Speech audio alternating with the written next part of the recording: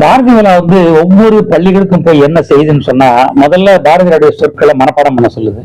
அதுக்கப்புறம் மற்றவங்களுக்கு முன்னாடி நீங்க பேசி காட்டுன்னு சொல்லுது, நாட்டியம் ஆட சொல்லுது, பாட்டு பாட சொல்லுது. இதனால் என்ன நிகழுதுன்னு சொன்னா, பாரதியார் சொன்ன அந்த சமூக நீதி, சமத்துவம், ஏற்று தாழ்வுகள் இல்லாத ஒரு உலகத்தை கொண்டாடணும் அப்படிங்கிற உணர்வை, ஒரு பாதிப்பை பாரதியாருடைய சொற்களின் வழியாக எல்லா பள்ளி மாணவர்களும் புரிஞ்சுக்கிட்டு நடக்கிறதுக்கான இடத்தை அதை பண்ணிருக்கு. தான் முக்கியம்.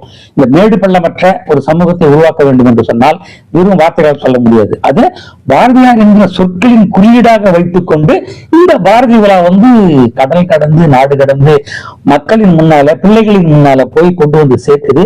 அது உண்மையிலேயே அதனுடைய பிரதிபலன் நமக்கு தெரியுது.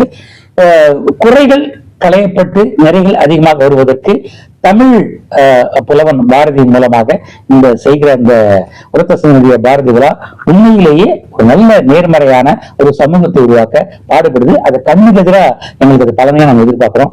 சமூகம் நிச்சயமாக மேம்படும்.